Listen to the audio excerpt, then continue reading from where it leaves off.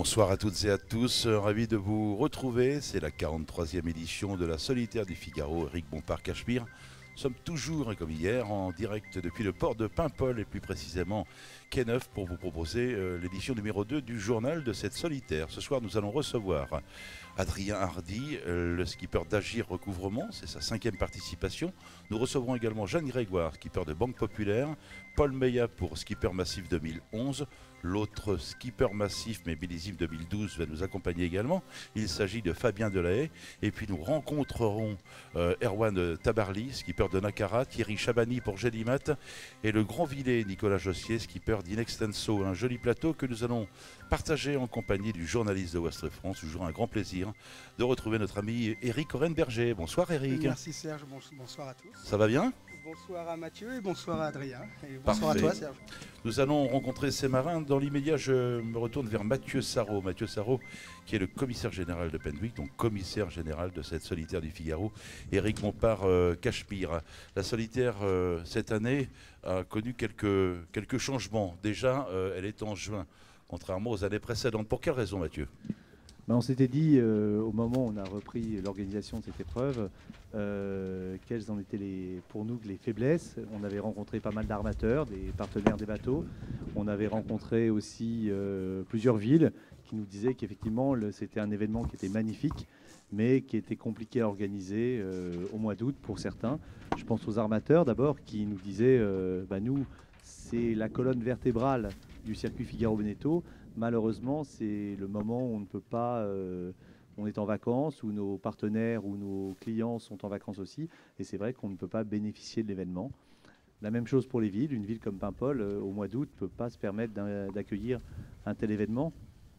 Pourquoi ? Parce que les hôtels sont pleins, parce que les commerçants, on est sur la haute saison, et ils nous avaient dit, c'est vrai que pour nous, c'est vraiment génial de lancer la saison au mois de juin avec un tel événement. On va parler des changements dans un instant, Mathieu Sarraud. On se tourne directement vers Adrien Hardy, le skipper d'un joli voilier qui porte le nom d'Agir Recouvrement. 5e participation, Adrien. Le fait que ce soit au mois de juin n'a pas changé grand-chose pour vous. Vous êtes au départ de cette course. Je fais partie des chanceux d'être de nouveau au départ, donc je suis très ravi. Le mois de juin, évidemment, moi je rejoins Penwick sur ce côté calendrier.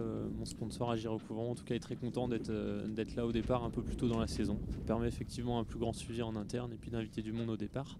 Et puis côté sportif, je pense que c'est aussi un peu une prime à ceux qui ont démarré le projet tôt, qui ont eu la chance d'avoir l'engagement d'un sponsor tôt dans la saison et qui ont démarré les entraînements tôt. Alors pour ma part, ça a été le cas.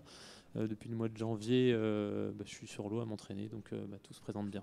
Eric Orenberger, une question pour Adrien Hardy. Oui, Adrien, la proximité des dates de départ entre la Transat AG2R, la mondiale, et la solitaire du Figaro, Eric Bompard, est-ce que c'est ça qui t'a incité à ne pas faire la Transat AG2R justement et à faire la solidaire du chocolat qui partait un peu plus tôt dans la saison ? Oui, complètement. Ouais, c'était deux choses. Ouais, c'était les dates. Bien préparer la solitaire du Figaro, c'est quand même c'est une épreuve bien particulière. C'est pas du large, c'est pas une transat. Donc moi, je voulais faire les courses préparatoires comme la solo Concarneau, la Transmanche et la solo Basse-Normandie. Donc j'ai fait ces 3 courses-là le mois dernier. Et puis en amont, la solidaire du chocolat, c'était un peu plus tôt. Ça permettait de faire un nouveau bateau, du bateau un peu plus gros, du classe 40. Et puis ça s'est bien passé. Donc je regrette pas du tout ce choix. Adrien reste avec nous jusqu'à 17h15. Mathieu Sarraud, quels sont les changements, ou plus précisément les nouveautés sur cette édition 2012 de cette solitaire du Figaro, Eric Bompard-Cachemire ? Avant tout, on ne voulait pas modifier une épreuve qui est superbe. J'entendais tout à l'heure Jeanne Grégoire et Yann Eliès qui en parlaient. Dès qu'on parle avec les marins, c'est vrai que c'est une course qu'ils adorent. C'est une course qui est difficile, qui n'a rien à voir avec une transat.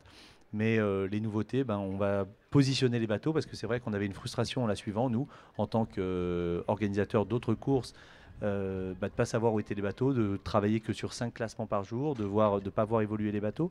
Donc on a pris la décision de positionner les bateaux dans la journée pour quand même laisser aux marins, pendant les 2 ou 3 nuits où ils seront en mer par étape, de faire quelques petites options. Mais on va positionner les bateaux toutes les 6 minutes. Donc le grand public, via Internet, pourra suivre les bateaux. Eric ? Pour en revenir à la date de départ, Mathieu, c'est un coup pour voir. Est-ce que c'est appelé à se répéter la saison prochaine et est-ce que la solitaire sera une course qui partira désormais en juin ? On a dit au tout début, hein, avec Pierre Vogic, quand on a repris l'organisation de cet événement, qu'on allait d'abord voir, c'est important, on allait interroger, faire le bilan avec les armateurs, avec les marins aussi, parce que ce sont quand même les acteurs de cet événement. Et puis dans un deuxième temps, on regarderait. C'est vrai qu'on a la volonté, nous, que la course reste au mois de juin. Après, il y a des problèmes de calendrier, il va falloir l'organiser. Pour l'instant, faisons celle-là et voyons après. On reste ensemble, Mathieu Sarron, on se tourne à nouveau vers Adrien Hardy. La révélation, enfin on a véritablement découvert Adrien Hardy lors d'une transat qui s'appelle la Mini Transat. C'était en 2007, Adrien, me semble-t-il. Ouais, c'est ça, ouais. 2007, Entre La Rochelle et Salvador de Béliard. On peut revenir sur l'épisode du dématage. Ça s'était passé comment? C'était exceptionnel. C'est vrai que ça commence à remonter un petit peu, mais ouais, c'est un bon souvenir. Ouais, ouais, c'était une belle course au final qui s'était mal terminée puisque j'avais cassé le bateau, j'avais dématé au milieu de l'Atlantique et puis j'avais réussi à remettre tout ça d'aplomb, à remettre un mât en place et puis à remonter aussi quelques places au classement pour terminer 6e. Donc ouais, un bon souvenir, très bon souvenir. Et après cette Transat 650, après cette classe 650, on s'est engagé du côté du Figaro, qui n'a plus rien à voir comme classe, hein, en fait. Hein. Bah oui, c'est vrai que c'est difficile parce que les bateaux sont tous identiques, on avance à la même vitesse et ça se joue sur des détails, donc on peut bien naviguer, très bien naviguer et puis terminer loin du podium, donc ouais, ça demande beaucoup de travail et de persévérance. Eric? Adrien, je crois que sur la Transat 650, tu avais hérité d'un surnom. Et est-ce qu'aujourd'hui, ça te sert encore un petit peu dans le milieu de la monotypie? Non, après j'aime bien... Je précise qu'on t'avait surnommé MacGyver parce que tu savais tout faire à bord. Ouais, non, j'aime bien bricoler. Je bricole plus à la maison en ce moment que sur le bateau parce que sur le bateau il n'y a pas grand chose à faire. Non, cette année j'ai essayé de continuer un petit peu de développer des voiles. C'est le seul domaine dans lequel on a le droit de faire évoluer les choses. Donc une grand voile un petit peu différente, un spiff. Voilà, je continue. Mathieu Sarraud, on parle des nouveautés, on parle des changements, on vient de le faire. On va parler du parcours et du côté médiatisation, notamment au moment du départ. Ça, c'est quelque chose d'exceptionnel avec un gros dispositif pour vivre le départ de cette 43e édition. Ça va se passer comment? Ça va, j'espère, déjà bien se passer. Ça va partir à 12h50 dimanche, en direct sur France 3, notre partenaire télé. On va avoir plus de 25 minutes de direct, donc sur France 3 Bretagne, France 3 Normandie et France 3 Pays de Loire. Et puis derrière, Serge, vous reprendrez le relais pour les internautes, pour à peu près encore une demi-heure avec des gros moyens techniques. Hein. On va avoir plus de 4 caméras sur l'eau, un avion avec une boule webcam, une caméra haute définition, un hélicoptère, des vedettes en mer et puis un plateau à terre. Ça, c'est une première sur la solitaire. Hein. C'est une première sur la solitaire. C'est vrai qu'on a eu la chance, grâce à un partenariat transversal qu'on a avec France Télévisions, de travailler déjà avec eux sur le départ de la Transat AG2R La Mondiale au mois d'avril dernier. Et puis là, on a renforcé le dispositif pour mettre vraiment en valeur les 37 Figaro. 3 étapes sur ce 43e rendez-vous. Est-ce qu'on peut d'ores et déjà parler de l'édition 2013? Est-ce que vous avez déjà quelques villes ou quelques ports du littoral français à nous proposer ou à nous citer? On va pouvoir citer 2 villes pour l'instant. C'est déjà bien, nous sommes preneurs, Eric. On va parler de Roscoff. Roscoff qui sera la ville étape. Donc généralement, il y a 3 villes françaises et viennent se greffer 2 villes étrangères. Donc Roscoff sera la ville étape cette année avec le soutien de la région Bretagne. Et puis on finira, je crois que c'est une escale qui plaît vraiment aux marins, on finira à Dieppe en 2013. D'accord. Que 2 villes ce soir? Que 2 villes ce soir, oui. Et si on se retrouve demain, on a un petit supplément? Pas gagné. On peut toujours essayer, effectivement. Adrien Hardy, que peut-on vous souhaiter sur cette 43e édition de la solitaire du Figaro? Eric Bompard-Cachemire, on part au minima pour un podium? Ouais, ça serait bien de faire... L'année passée, j'avais fait donc un podium d'étape, l'année d'avant aussi. Je vais essayer de les réunir, là. Je sais pas, d'en faire 2, 3, je sais pas, non. On va s'appliquer pour faire 3 belles étapes. Après, ouais, c'est difficile d'être régulier, mais je vais essayer petit à petit d'essayer de lisser un peu les résultats. Eric, Adrien Hardy fait partie des marins à suivre, forcément. Hein. Il est parti sur l'Atlantique sur un autre support en classe 40 et on a très vu qu'à la Solo Concarneau et à la Transmanche, que tu étais très vite revenu dans le coup et que tu étais compétitif. Ouais, je me suis, même si j'ai fait de ce classe 40, là, je me suis entraîné tôt dans la saison, comme je le disais tout à l'heure, dès le mois de janvier, donc je suis quand même, je me sens prêt et dans de bonnes conditions. Merci Adrien d'être venu nous retrouver ce Merci, soir. Skipper du bateau qui porte les couleurs d'HJ Recouvrement. On peut parler de fidélité, hein. Ça fait déjà quelques années. Ouais, je suis fier d'être avec ce même sponsor depuis 5 ans là, donc ça commence à devenir bien, donc je suis très très content. Je les en remercie et puis je vais essayer de donner le maximum pour les remercier à travers de beaux résultats. Merci beaucoup Adrien Hardy. Mathieu Saron, on donne rendez-vous à tout le monde déjà samedi soir. Il y aura la présentation des skippers, 37 navigateurs et navigatrices ici en direct depuis le port de Paimpol. Oui, on espère que tous les Paimpolais, les gens des alentours viendront saluer et célébrer nos 37 marins pour cette 43e édition. Et puis dimanche, le grand rendez-vous. 3 possibilités.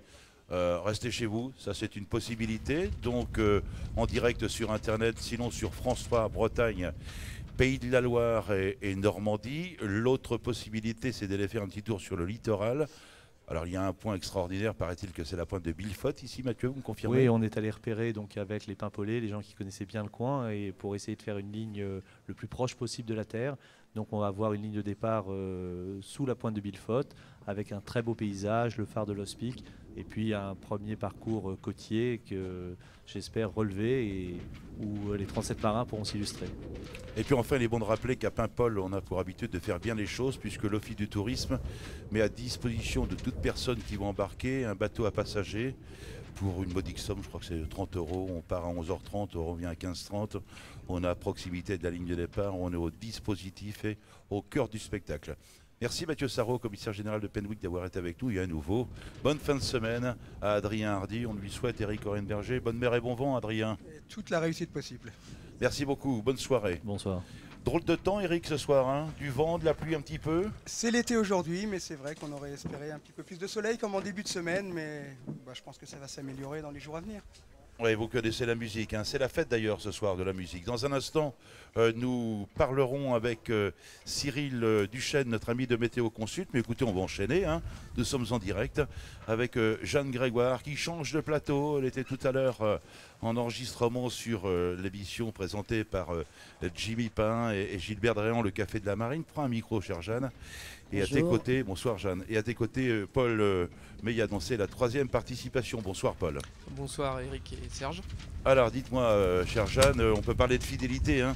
10e participation, me semble-t-il, pour cette course sur cette solitaire du Figaro. Fidélité et donc assiduité finalement. Ouais, de la fidélité parce que j'aime beaucoup cette course et puis que j'espère pouvoir y faire des meilleurs résultats que ce que j'ai fait jusque maintenant. On espère toujours progresser. Et puis fidélité grâce à Banque Populaire depuis 8 ans.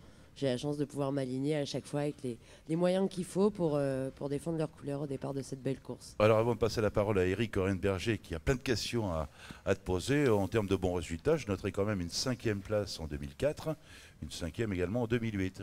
C'est exact, c'est faux? Non, la 5e en 2004, je sais pas, elle est sortie cette année, je prends. Bah oui, c'est noté en tous les cas. Mais 5e en pas 2008, vrai. c'est bon.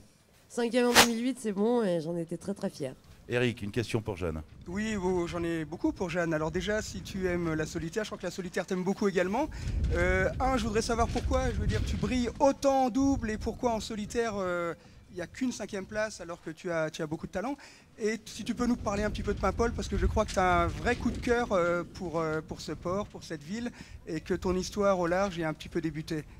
Alors pourquoi en solitaire pas les mêmes résultats qu'en double? C'est parce que j'ai la chance de réussir à amener sur mon bateau en double à chaque fois de très très bons marins.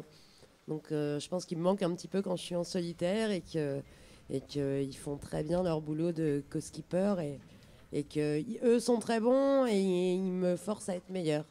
Donc voilà, donc j'espère que Gérald a laissé un petit peu de son fluide à bord. Après, Paimpol, c'est vrai que j'ai habité 1 an ici. On est nombreux à connaître le coin. Moi, j'ai habité un an et demi ici. Et c'est un souvenir un peu de quand je commençais à faire du bateau, sans savoir qu'un jour je ferais de la compétition. Et c'est vrai que le paysage est magnifique, les gens sont agréables. Pour moi, c'est un vrai bonheur. Quand j'ai su l'année dernière que ça partait de Paimpol, j'ai dit c'est sûr, j'y serai. 10e participation donc pour Jeanne Grégoire, 37 navigateurs et navigatrices engagés sur cette 43e édition. Parmi ces engagés, Paul Meillat, 3e participation. Bonsoir Paul. Bonsoir Serge. Alors une solitaire, si on fait un petit retour en arrière, 2011, qui était plutôt positive pour toi, hein, et notamment l'étape de Dieppe que tu loupes pour peu, hein, derrière un certain Jérémy Bayou. Ça laisse quand même de bons souvenirs, non? Des souvenirs incroyables, hein. C'est une solitaire. L'année dernière, je suis monté doucement en régie, mais j'ai vraiment l'impression d'avoir fini ça de très belle manière. Donc je vais essayer de continuer sur la même dynamique cette année. En tout cas, je reviens avec énormément de plaisir et d'envie surtout. Jeanne et Paul, le point important, c'est la météo maintenant. Vous travaillez déjà dessus? Ouais, c'est sûr qu'on commence à regarder sérieusement comment ça va se passer, mais on sait qu'en ce moment, la météo est un petit peu délicate en termes de fiabilité. Donc, c'est vrai que je regarde de près. En même temps, je regarde plus le schéma général. Je vous propose d'en savoir un petit peu plus, que nous avons en ligne, peut-être même avec une carte que l'on va voir ici, notre ami Cyril Duchesne de Météo Consult. Bonsoir Cyril. Bonsoir Serge. Ça va bien? Eh bien ça va bien, très bien, et vous? Oui, très bien. Alors un petit grain de temps à autre, beaucoup de vent ici sur Paimpol. C'était prévu de toute façon. Donc on va détailler, si vous le voulez bien, Cyril, la météo de deux façons, puisqu'on nous écoute en ce moment un petit peu partout dans Paimpol, dans les rues et sur le village. On va parler bien sûr de la météo à terre pour les heures à venir, parce que c'est aussi la fête de la musique et ça compte ici en Bretagne et partout en France. Et puis bien sûr, la météo pour dimanche prochain, plus précisément lorsqu'il sera 12h50, Cyril. Voilà, alors ce qui concerne la météo de ce soir, eh bien ça va rester bien agité, avec du vent fort, des rafales qui peuvent encore atteindre les 70 km/h, avec donc une succession en fait de quelques éclaircies et puis de nuages porteurs d'averses qui devraient tout de même être un petit peu plus dispersés au fil des heures. Donc voilà, une météo qui va rester bien agitée, ça va se confirmer encore demain, on va conserver du vent d'ouest assez fort. Et alors maintenant, si on parle du départ de course pour dimanche, eh bien là aussi, on s'attend à une météo perturbée. En fait, si on regarde la carte, on voit qu'on est directement en fait sous l'influence d'une dépression calée sur la mer du Nord et les îles britanniques. Donc on est dans un flux de secteur sud-ouest perturbé. Alors on voit la trace de ce front froid sur la Manche. Il s'agit donc d'une perturbation. Et alors ce qu'il faut savoir, c'est qu'on a encore une incertitude quant au déplacement en fait de cette perturbation. Donc on va surveiller ça de près. A priori, on devrait plutôt être à l'avant de ce système perturbé, donc avec des vents de secteur sud-ouest assez musclés, un départ assez musclé, force 5 pour la baie de Paimpol. Et donc progressivement, ce front froid devrait balayer toute la Manche. Et en cours de soirée, on devrait passer à l'arrière de ce front perturbé avec un vent qui prendrait de la droite, qui passerait au secteur ouest. Alors avec une mer qui sera bien agitée en se dirigeant vers les îles anglo-normandes, donc ça sera plutôt musclé. Et puis progressivement, à partir de la nuit de dimanche à lundi, eh bien les conditions météo devraient progressivement devenir moins agitées. Ça va se calmer puisque la perturbation va s'éloigner, la dépression également. Et puis petit à petit, on va voir pointer le bout de son nez l'anticyclone qui est sur l'Atlantique, qui va regonfler. Et donc on va se trouver en bordure de cet anticyclone avec des vents nettement moins conséquents pour la journée du lundi.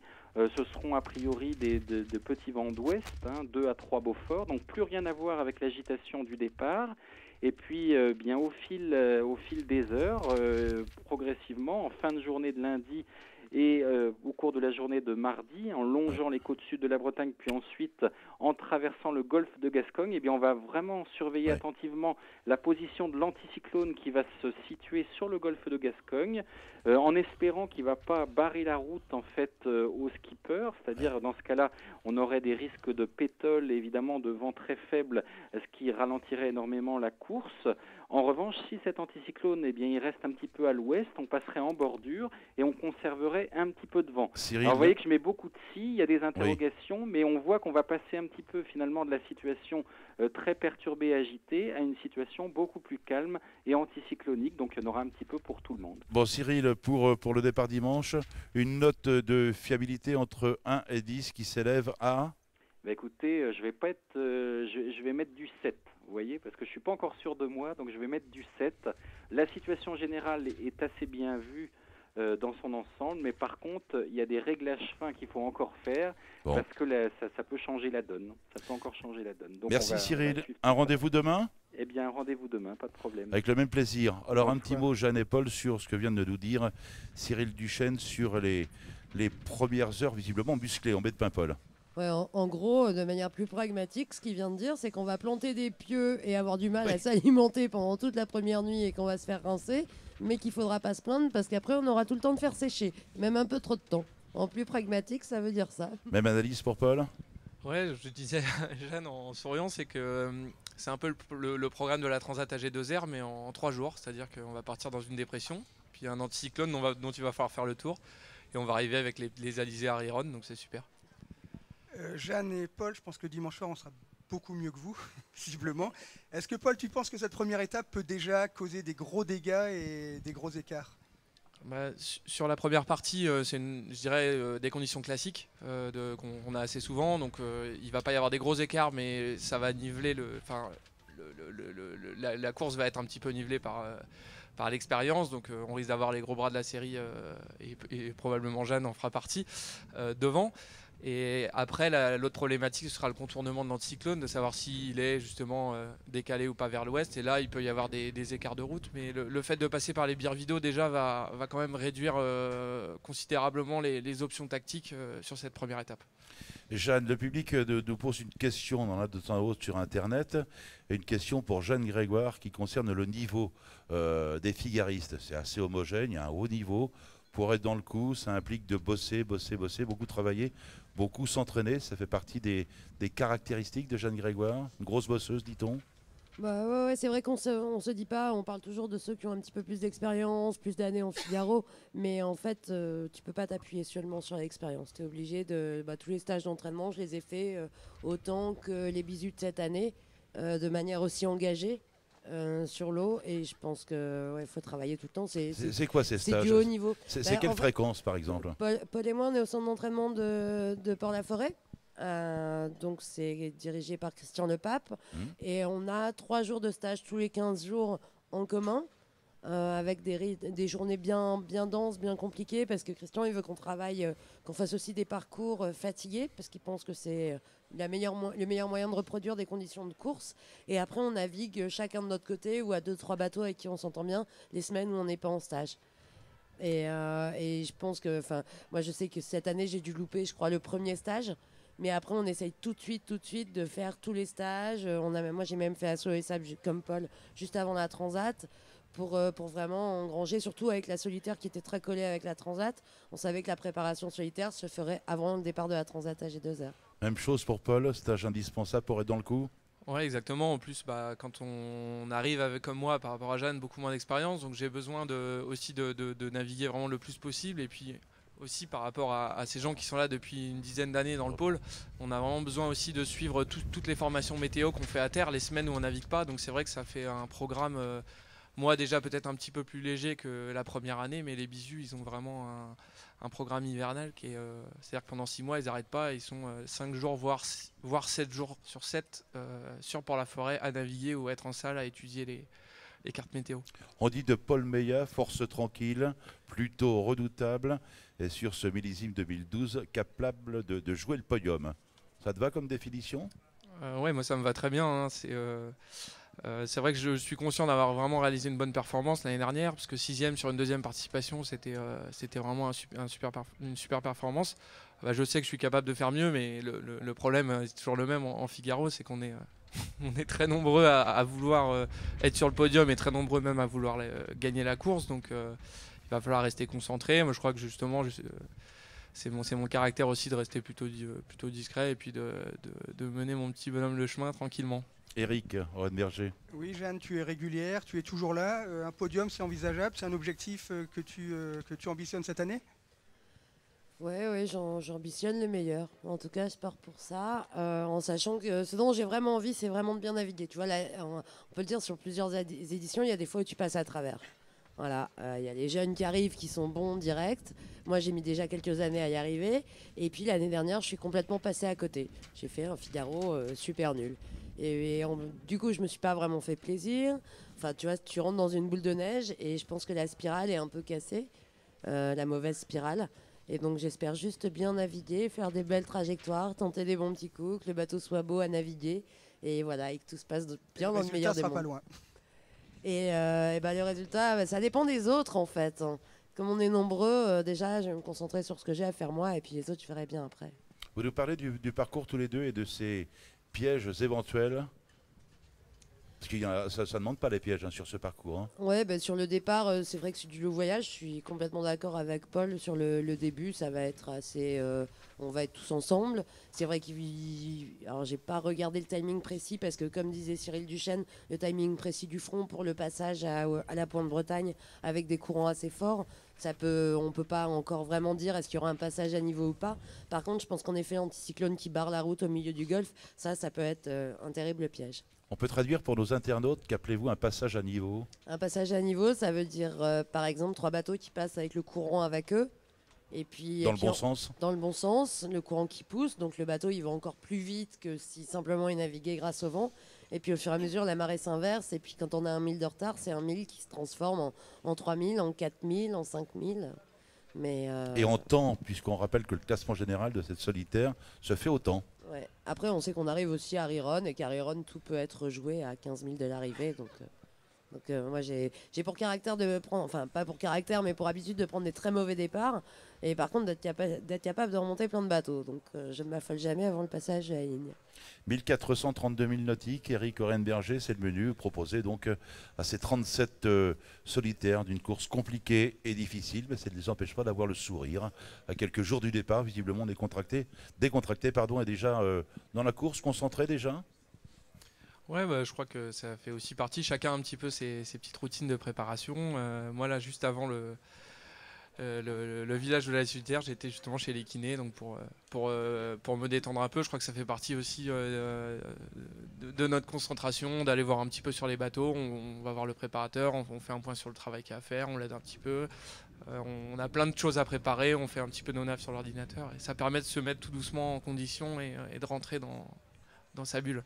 Eric? Oui, ils sont souriants, mais ce qui traduit une bonne préparation, une certaine expérience. Mais rassurez-vous, sur l'eau, ils ne se feront pas de cadeaux. On les connaît. Une autre passion pour Palmeya, c'est la montagne. Et vous avez sûrement une passion commune, qui est la protection de l'environnement. Ça, tu y tiens, Paul? Bah ouais, je crois qu'on peut aussi facilement dire que tous les skippers ici y tiennent particulièrement parce que, déjà, on est témoins et utilisateurs de la mer. Donc du coup, on se rend compte, on est peut-être les premiers témoins de la pollution. Et puis on se rend compte que si on ne fait pas d'efforts, notre sport on pourra peut-être plus le pratiquer un jour. Donc c'est à nous de témoigner, d'essayer de... Quand on va dans les écoles, comme exemple ce matin on est parti dans les écoles, on était tous invités dans des classes de Paimpol. C'est à nous aussi de faire passer le message à chaque fois, donc d'organiser soit des ramassages de déchets, d'expliquer aux gens qu'il faut pas jeter n'importe où, qu'il faut économiser l'énergie, etc. Donc je crois que Jeanne et plusieurs skippers sont vraiment concernés. Puis on essaiera aussi de mettre en place sur la solitaire, comme on le fait chaque année, un nettoyage symbolique. Oui, complètement d'accord, Jeanne, avec ce que vient de dire Paul. Hein. Oui, complètement d'accord. Mais ce qui est rigolo, c'est quand on va dans les écoles, on se rend compte que les plus jeunes enfants, ils sont en général déjà très concernés et très habitués à ce discours. Et c'est vrai que c'est peut-être une génération un peu au-dessus qui est un petit peu moins vigilante. Parce qu'on fait souvent la morale aux enfants et c'est rarement les enfants qu'on voit acheter des papiers par terre. Oui. Donc c'est peut-être à la génération, à notre génération, à nos collègues qu'il faut plus en parler. Mais ce qui est bien, c'est la jeune maman qui parle. Ma fille met les choses à la poubelle. En expliquant aux enfants, on sait qu'ils feront la morale à leurs parents parce que maintenant c'est les enfants qui décident à la maison, donc c'est pour ça qu'on fait ça. Merci à tous les deux d'être venus à ce rendez-vous. Jeanne Grégoire, skipper de Banque Populaire, et Paul Meillat, skipper Massif 2011. Bonne soirée. Merci à vous, bonne soirée.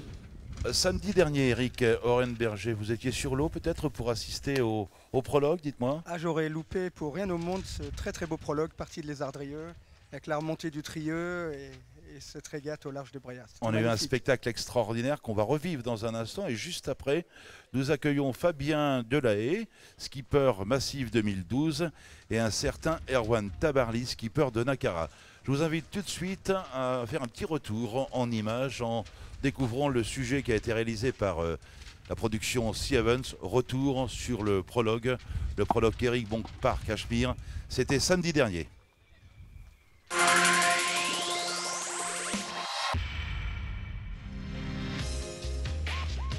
Une forêt de mâts, des pontons qui bruissent. Les signes avant-coureurs ne trompent pas. La 43e édition de la solitaire du Figaro Eric Bompard Cachemire et dans les starting blocks. Les Ardrieux n'est qu'une escale. Paimpol attend 38 marins au terme d'un prologue. C'est la dernière sortie avant le vrai départ, hein. Donc c'est le dernier moment où on va sur l'eau. Sur les dernières petites choses qu'on a fait sur le bateau, c'est le moment de vérifier si ça fonctionne. En tout cas, nous, on en... Les Ardrieux n'est qu'une escale. Paimpol attend 38 marins au terme d'un prologue. C'est la dernière sortie avant le vrai départ, hein. Donc c'est le dernier moment où on va sur l'eau. Sur les dernières petites choses qu'on a fait sur le bateau, c'est le moment de vérifier si ça fonctionne. En tout cas, nous, on a une petite job list encore sur le bateau à faire, mais les choses importantes à vérifier en navigation, elles ont été faites pour aujourd'hui. Et après, ce sera du petit détail de finition, mais en tout cas, ce qui est important à vérifier sur l'eau, c'est fait. Je vais le vérifier aujourd'hui. Ce tour de chauffe. 1 heure plus tôt, Une petite job list encore sur le bateau à faire, mais les choses importantes à vérifier en navigation, elles ont été faites pour aujourd'hui. Et après, ce sera du petit détail de finition, mais en tout cas, ce qui est important à vérifier sur l'eau, c'est fait. Je vais le vérifier aujourd'hui. Ce tour de chauffe. 1 heure plus tôt, le briefing du matin lançait officiellement la semaine d'avant-course. De course, justement, il en était question ce samedi après-midi. En baie de Paimpol, Yann Eliès jouait à la maison.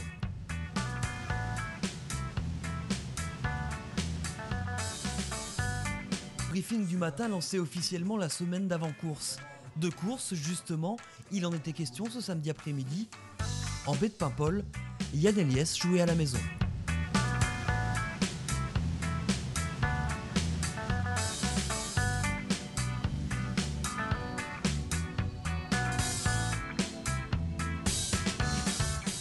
La famille Eliès est quand même connue entre de Tréguier à Paimpol. Là, il y en a quand même quelques-uns, hein. Il y a au moins 3-4 familles, 3-4 oncles et tantes qui sont installés.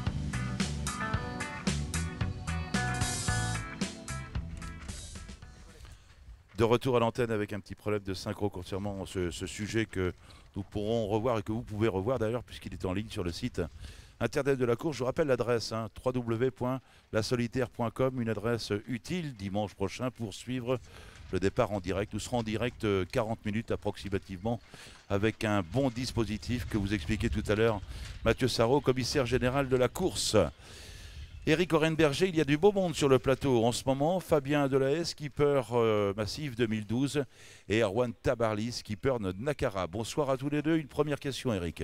On a le deuxième de l'édition 2011 et le troisième. Donc on a peut-être le vainqueur de cette édition. Donc ça sera lequel des deux? Personne n'ose répondre. Non, c'est dur à dire. Il y en a plein d'autres qui peuvent prétendre à la victoire cette année et on sera nombreux à vouloir bien figurer sur cette solitaire. Donc il va y avoir du travail. Ceci étant, Fabien, la progression est fulgurante, hein. Ce sera donc la 4e participation.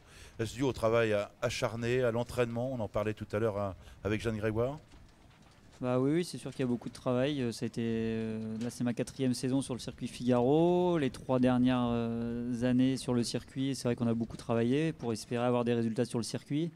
Et puis l'expérience accumulée au fil des courses, conjuguée avec les bons résultats que j'ai eus ces dernières années, ça fait qu'on progresse aussi plus vite et c'est intéressant parce qu'à chaque fois que je vais sur l'eau, je progresse et c'est ça qui me plaît. Donc j'espère que ça continuera. Alors justement, ces dernières années, 2009, premier bisu. Bisu, c'est pas une expression péjorative, hein, je le rappelle à nouveau.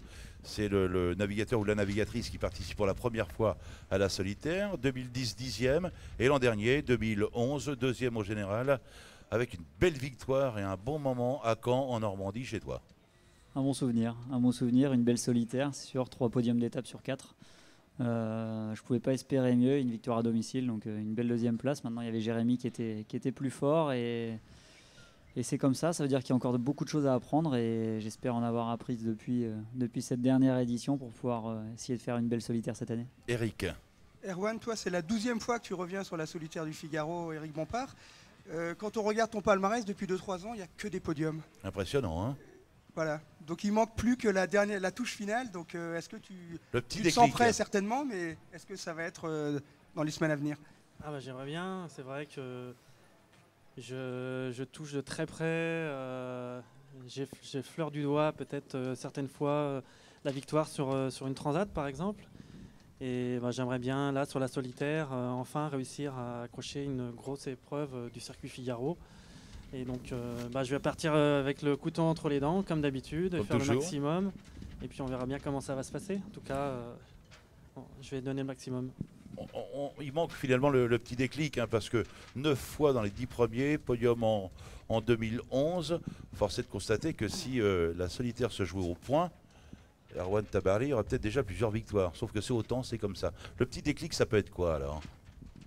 Je crois qu'il faut pendant 3 semaines réunir un peu tout ce qu'on a besoin pour remporter une épreuve, c'est-à-dire à la fois la vitesse, à la fois il faut gérer son sommeil, à la fois il faut faire une bonne tactique, il faut avoir aussi un petit peu de réussite, il faut Un avoir peu de chance peut-être tout, aussi. voilà, faut avoir tout pendant les 3 semaines là, il faut avoir tous les voyants qui sont au vert et j'espère que ça sera pour cette fois-ci.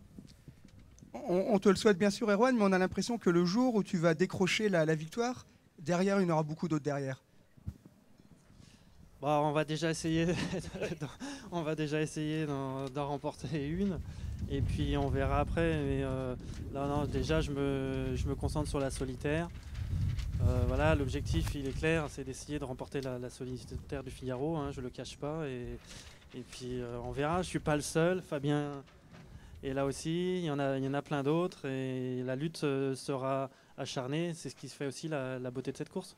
Fabien fait partie des principaux concurrents, forcément, hein, Erwan. Évidemment, Fabien était devant moi l'année dernière. Fait une course remarquable l'année dernière et forcément cette année, il saura faire aussi. Hein, donc je ne me fais pas de soucis pour lui. Hein. Eric.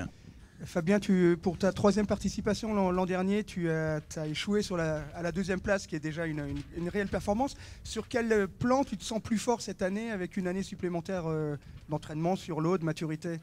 C'est dur à dire parce que ça se joue sur des petits détails, comme disait Erwan. Faut que c'est la conjugaison de tous les facteurs qui sont en notre faveur pendant un mois de course. Et voilà, l'année dernière, il manquait le petit plus pour faire la différence à certains moments, peut-être des petits plus de vitesse à certaines allures, qui faisaient que notamment Jérémy, mais aussi d'autres par moment. Il y avait Erwan, il y avait Nico Lunven, il y avait beaucoup d'autres concurrents qui étaient aussi là sur les étapes et avec qui par moments c'était difficile de faire la différence. Et tous ces petits moments-là, c'est des moments où il faut être plus présent. Donc voilà, c'est dur de dire là où on a vraiment progressé parce que ça se joue vraiment peu de choses. Mais par contre, je me sens à l'aise sur le Figaro, je me sens à l'aise en vitesse. En tout cas, je le pense. Et puis je me sens en confiance aussi. Donc ça, c'est important. Maintenant, on sait tous faire avancer un bateau sur l'eau. On sait tous faire. Maintenant, ça se joue dans la tête et c'est souvent là où il peut y avoir un frein à un certain moment. Donc voilà, faut y aller détendu et en confiance. Et puis on espère que ça se passera bien. Et on va parler du parcours et des étapes. Et il n'est pas à exclure que nous ayons des arrivées au sprint, parce qu'en règle générale, c'est souvent le cas, les arrivées sont serrées. Hein, ça se suit à quelques minutes par moment. Hein. Sauf lorsque, au départ, il y a quelques années, on trouve un certain Nicolas Troussel qui va chercher une option improbable, que tout le monde pense impossible, et des fois ça marche. Pensez-vous que sur les 3 étapes qui vous sont proposées par les organisateurs, il y a possibilité d'aller chercher quelques options? C'est encore possible, ça? Oui, c'est possible. La traversée du golfe de Gascogne a souvent affaire à une dorsale c'est au menu, hein, je crois. Ouais. On l'a entendu tout à l'heure avec Cyril Duchesne. Donc une zone de calme à traverser qui favorise un petit peu les écarts, parce que certains bateaux vont arriver à s'y extirper avant d'autres, et donc ça peut créer de gros écarts. C'était un petit peu comme ça que Nicolas Troussel avait mis quelques heures fallait oser, hein. dans une étape. Maintenant, on ne peut pas savoir. Quand on attend tout le monde en même temps, on arrive les uns après les autres, et quand on nous prévoit des arrivées les uns après les autres, on arrive tous en même temps. C'est très très difficile de savoir avant l'arrivée ce qui va se passer. En tout cas, c'est pas exclure des arrivées très très proches, ou à l'inverse, quelqu'un qui arriverait à se faire la malle tout seul. Question d'un internaute, puisqu'on a la possibilité de réagir. Nous sommes en direct sur Internet et nous saluons à nouveau les internautes. Vous, à bord, est-ce que vous avez une possibilité de savoir où se trouvent les autres bateaux, et si oui, de quelle façon? En fait, on a un système à bord qui s'appelle l'AIS. L'AIS, c'est un système de positionnement des bateaux par onde VHF, en fait. Donc on a la possibilité de transmettre notre position, mais aussi de la recevoir. Ça a un but prioritaire de sécurité. c'est-à-dire se faire voir par les cargos et par les autres navires qui sont en mer, mais aussi recevoir leur position, ce qui nous permet, nous, sur la cartographie de l'ordinateur du bateau, de savoir si on croise devant, on croise derrière, en fonction de la vitesse et du cap des deux navires. Et vous donc en servez? Ça, c'est important, ce qui fait que tous les Figaro émettent et reçoivent, et donc par là même, on reçoit aussi les concurrents de la flotte. Donc ça a une limite, c'est la portée. La portée, c'est autour de 4-5 000. Donc finalement, on voit les concurrents qui sont autour de nous à 4-5 000, c'est-à-dire alors qu'ils sont encore à vue d'œil. Donc voilà, ça donne des informations sur le cap et la vitesse du bateau. Le bénéfice est lorsqu'il minime est à quand vue même. d'œil. Donc du coup, c'est un paramètre avec lequel on s'est habitué à naviguer, puisque l'année dernière, on était déjà dans cette configuration-là. Et du coup, c'est un paramètre, on va dire, qui peut devenir tactique et stratégique à bord des bateaux, mais on a tous la même chose. Voilà, on peut se voir, mais à une portée assez limitée. Eric? Une question pour Erwan et pour Fabien. À J-3, est-ce que c'est trop tôt pour définir déjà une stratégie sur les premières heures de course? Ou est-ce que vous attendez aussi de voir ce que vont faire les petits camarades? Je vais répondre, mais à J-3, moi j'ai pas encore regardé la météo. Donc voilà, c'est déjà un premier La point. réponse est rapide. C'est que à un moment donné, ça sert à rien de se mettre la pression trop tôt, et on sait à peu près dans quel régime on va partir maintenant. Tant qu'il y a de l'incertitude, on va attendre un petit peu avant de regarder. Erwan? Ouais, j'ai vraiment regardé très rapidement, et on regarde les grandes lignes, ce qu'on va avoir comme conditions sur le début et sur Je vous avoue qu'on a un petit peu de mal à y croire. l'autre partie. Si, j'ai regardé. On n'est pas fouillé à la météo encore. De là et établir une stratégie, on n'en est pas là. Là, on regarde les grandes lignes. Puis on s'y mettra un peu plus sérieusement à partir de demain, puis au fur et à mesure que le départ va approcher. Alors, j'ai regardé juste la météo pour savoir s'il allait continuer à pleuvoir à Paimpol, c'est tout. Pour la fête de la musique de ce soir. Alors, puisque vous ne regardez pas la météo à 3 jours du départ, si c'est pas trop indiscret, quel est votre emploi du temps là, au quotidien en ce moment, tous les deux? Eh bien, on répond aux sollicitations médiatiques, et puis on finit la préparation du bateau, petit point avec mon assistant Arnaud. Et voilà, on est encore à 3 jours du départ, donc c'est pas encore le rush, mais voilà, pour l'instant c'est plutôt calme. Même chose pour Fabien? Ouais, c'est ça. Là, tout à l'heure, on était sur un briefing qui a duré à peu près 1h30 sur la procédure, enfin toutes ce qu'on appelle les instructions de course, ce qui va se passer pour le départ avec la direction de course et tous les concurrents. Donc on a quelques petits briefings ou rendez-vous comme ça, et puis comme le disait Erwan, c'est des sollicitations presse et un peu de finition et d'échange avec son préparateur sur la préparation du bateau pour que tout soit prêt dimanche, mais c'est essentiellement du repos aussi. Et vous connaîtrez également un autre briefing qui est celui de la sécurité, qui est très important. Ce briefing sécurité, c'était cet après-midi en fait, en même temps que juste à suivre de celui des instructions de course, mais comme avec Erwan, on a fait la Transat à G2R en début d'année. Vous en étiez dispensé? On a été dispensé de ce briefing sécurité qu'on a eu il y a 2 mois. Parfait, on va souhaiter une bonne course à Erwan Tabarly, skipper Nonakara. Beaucoup de vent, hein? Oui, et merci à tous les deux. Fabien Delahaye, skipper massif 2012. Bonne fin de soirée. Faites de la musique pour tous les deux ou pas du tout? Bon, on va voir. Et Ouais. non, mais ça sera pas très, très tard. Faut qu'on récupère aussi. Faut pas. Pierre Erwan, une autre passion, c'est le kitesurf et le raid, je crois. Hein. Ah oui, mais pas en ce moment là. Non? Là, on est en période de course là, donc le kite c'est entre les courses.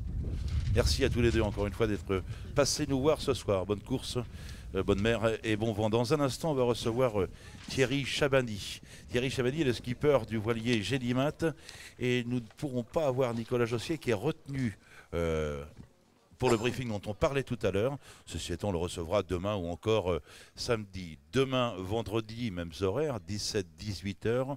En revanche, samedi, nous serons en direct entre 17h30 et 18h30. Thierry Chabani, c'est un nom qui vous dit quelque chose, mon cher Eric. C'est un très très grand spécialiste du kitesurf aussi, oui. Sinon le spécialiste de la série Figaro. Puis il a d'autres spécialités également, en dehors du fait de naviguer sur ces Figaro Beneteau. Bonjour Thierry. On peut le trouver également au mois de janvier pour une arrivée à Brest, à bord d'un grand trimaran, le plus grand du monde. Prends un micro Thierry s'il te plaît, et qui était le trimaran Banque Populaire, skippé par un certain Loïc Perron. On va commencer par ça. Parce que si on ne s'en souvient pas, c'est dommage. C'était quand même l'exploit de l'année 2012, le trophée Jules Verne, 45 jours et 13 heures.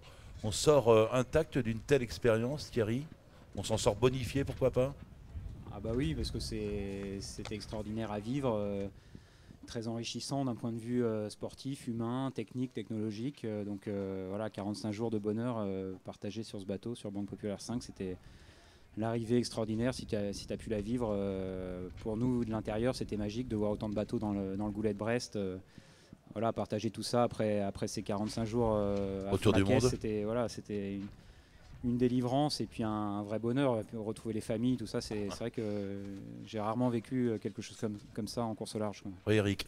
Oui, assez rapidement, tu rebondis sur le Figaro Beneteau.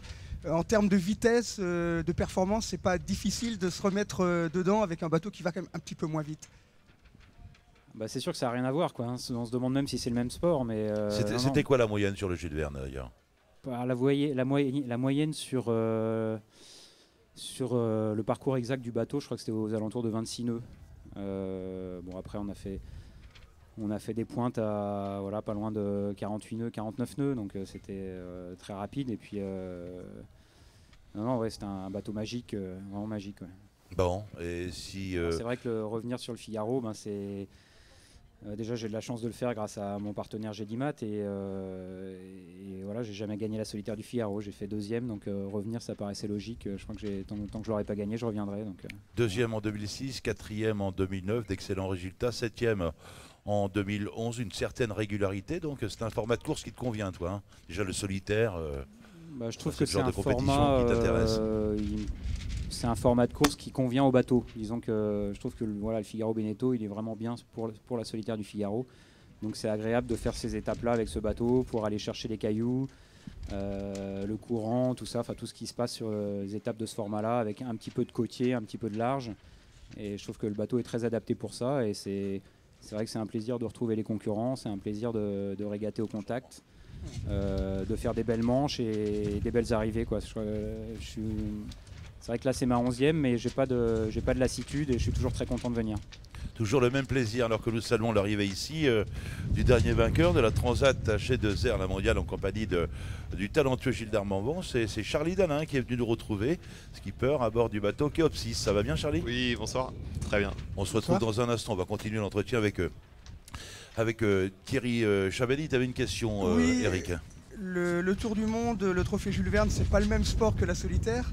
Alors qu'est-ce que justement avoir tourné autour du monde aussi rapidement avec des pointes à de telles vitesses, ça peut t'apporter sur 3 semaines de course et sur des schémas beaucoup plus courts? Bah écoute, je te le dirai dans un mois. C'est vrai que là ça va être mon premier Figaro après le Jules Verne, donc je ne sais pas encore, mais ce qui est sûr c'est que l'appréhension du projet dans sa préparation, ça faisait 4 ans que j'étais au sein du Team Banque Populaire et la façon de préparer un prototype de ce genre-là, on se rend bien compte qu'il y a énormément de rigueur, de contrôle, etc. Et donc ça peut forcément apporter quelque chose dans la préparation d'une solitaire du Figaro, parce c'est aussi un sport mécanique, et même si le Figaro est un bateau plus simple, il y a beaucoup de choses à entretenir, à réviser, beaucoup de pièces mécaniques à surveiller. Donc ça apporte de la rigueur. Après sur l'eau, c'est difficile à dire, mais je crois que c'est toujours bon de naviguer pour le feeling, pour l'appréhension du vent, la façon et puis aussi le côté humain, le fait de naviguer avec d'autres personnes qui ont d'autres parcours, ça apporte forcément des choses, quoi. Alors quoi exactement, je peux pas te dire, mais ce qui est sûr, c'est que c'est un petit plus, c'est un plus en tout cas d'avoir pu boucler ce Jules Verne et d'arriver maintenant sur le Figaro, quoi. Thierry Chabani était à bord du plus grand trimaran du monde, le Banque Populaire, en compagnie de Loïc Perron. Il prendra le départ sur son Figaro Beneteau 2 qui porte les couleurs de Gédimat. Et à ce sujet, je t'invite à tenir le micro de la main gauche, comme ça on verra le nom du partenaire sur le vêtement, ce qui est des fois pas plus mal. Et puis notre ami, lui, Charlie Dalin, on l'a connu, c'était l'une des révélations du circuit 650, changement de support. 650, c'est une bonne école également, Charlie. Hein. Oui, exactement. C'est vrai que je suis passé par ce circuit. En fait, moi, je dis souvent que on ne sait pas si on est fait pour la course en solitaire tant qu'on n'a pas essayé. Donc voilà, moi, quand j'ai fait la Transat 650 en 2009, c'était aussi pour voir. Et voilà, je suis allé chercher la réponse de savoir si j'étais fait pour ça. Apparemment oui, parce que j'étais premier à franchir la ligne d'arrivée sur la 2e étape à Bahia. C'est une course un peu folle, hein, d'ailleurs. Hein. On peut en rappeler le format, c'est une course à l'ancienne, en solitaire, sans moyen de communication avec l'extérieur. Vous recevez quoi, quelques infos de temps à autre à des heures précises. Voilà, on est vraiment coupé du monde. On n'a pas les iridiums comme en Transat, en Figaro. Voilà, on a juste une petite radio BLU, on appelle ça, et on reçoit donc des petits bulletins de sécurité, les classements, sous forme de distance au but. On ne sait même pas où sont les autres. Voilà, on est vraiment isolé pendant 3 semaines de la deuxième étape. Eric. Tant qu'on n'a pas fait une course, tu disais Charlie, une course en solitaire, on ne sait pas si on est fait pour ça. 2009, la Mini Transat ou la Transat 650 aujourd'hui. 2011, une première solitaire du Figaro. 2012, une victoire dans la Transat AG2R. Tout va très vite. Oui, effectivement. Mais bon, j'ai quand même 28 ans. Je suis pas non plus 18, mais c'est vrai que là, ça s'enchaîne assez vite. Moi, c'est pas pour me déplaire. Hein. Donc voilà, j'ai hâte de retrouver le support du Figaro Beneteau 2 en solitaire sur cette solitaire. Thierry Chabani, c'est une année particulière pour toi parce que c'est aussi l'année de tes 40 ans. Ça change quelque chose? Fallait pas en parler, Thierry, ici? Non, il me chambrait hier Il pour. vient de dire qu'il a 28 ans. Alors Je suis désolé, hein. Ça change rien. Non, au contraire, non. Main gauche. Ouais. Eh oui, non mais. non, quoi te dire, j'ai fêté mon anniversaire au mois de février et c'est également l'âge que va avoir Franck Camas à la fin de l'année, donc voilà, ça me rapproche de lui, c'est bien parce qu'en ce moment il est quand même un peu sur le haut du plateau. C'est peut-être un signe finalement, c'est peut-être l'année de la victoire, ce serait pas mal. Hein. Voilà, et tout est possible parce que Thierry Chabani, mon cher Eric, fait partie des hommes sur lesquels on peut compter. Hein. Bah justement, je voulais lui poser la question, c'est une valeur sûre, c'est un favori, tu tranches dans quelle catégorie exactement?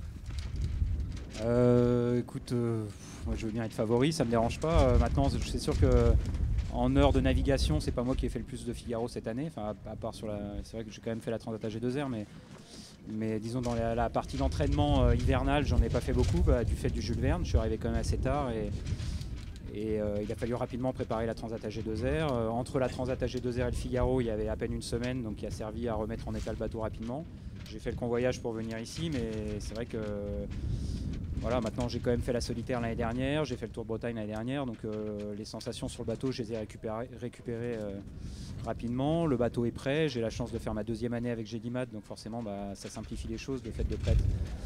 Comme malheureusement pour Charlie, il a trouvé tardivement son partenaire, mais voilà, moi c'était pas mon cas cette année, donc tout ça, ça aide à pouvoir passer d'un support à l'autre rapidement et de partir quand même serein avec un bateau prêt et l'envie de gagner, surtout l'envie de naviguer, l'envie d'être au contact, l'envie de faire le mieux possible. Quoi. Naviguer, courir, s'entraîner, question d'un internaute, vous passez combien de jours sur l'eau par an? Est-ce que vous en avez une petite idée? Ça doit être phénoménal, c'est votre boulot après tout. Ouais, j'avais compté une année, mais voilà, j'ai pas compté cette année. Je pense qu'on est aux alentours de pas loin de 200, quoi, peut-être un petit peu moins. Même chose pour Charlie Dalin? Oui, à peu près. Bon, je suis pas encore autant professionnel que Thierry, donc peut-être quelques jours de moins quand même. Une dernière question pour tous les deux, Eric, concernant la compétition, parce que moi je vais parler des loisirs dans un instant. Oui, une question à Charlie. La première année, c'est toujours une année de découverte. Tu attends quoi cette année? C'est forcément un bon classement, mais ouais, c'est sûr que j'aborde cette deuxième solitaire d'une manière un peu différente. L'année dernière, j'étais extrêmement tendu, je m'étais mis énormément de pression pour le classement Bisu. Ça m'a pas forcément très bien réussi. Donc voilà, cette année, j'aborde les choses de manière plus sereine. Je suis beaucoup mieux armé que l'année dernière, notamment grâce à la Transat AG2R que j'ai couru avec Gilda. Voilà, je suis aussi un peu plus détendu et voilà, je pense que voilà, j'espère vraiment faire mieux que l'année prochaine et continuer à progresser. C'est pour ça que je viens, pour prendre du plaisir, continuer à progresser et appliquer ce que j'ai appris aux côtés de Gilda. Plus de 200 jours de navigation par an, visiblement pour tous les deux. Ça vous laisse un petit peu de temps pour vaquer à quelques occupations de loisirs. Je crois que pour toi, Thierry, on peut parler de kite, comme Erwan, non, de vélo. Tu vois, j'ai fait 3 jours de kite depuis que je suis rentré du Trophée Jules Verne. Donc tu vois, c'est les loisirs, Bon, j'ai la chance d'être papa de 2 petites filles et d'avoir une famille, donc essayer de trouver un équilibre dans tout ça. Il faut quand même passer du temps à la maison aussi et voilà, comme tu le disais, 200 jours de mer par an, ça en laisse pas beaucoup. Alors c'est vrai que les loisirs, ça passe un petit peu après, mais bon, on essaye quand même j'aime bien, voilà, le faire du bateau, c'est une passion, donc après c'est un métier passion. Voilà, donc on compense avec ça, mais bon, ça empêche j'ai noté autre chose, jardinage, c'est exact? C'est moi qui ai marqué ça. Eh oui.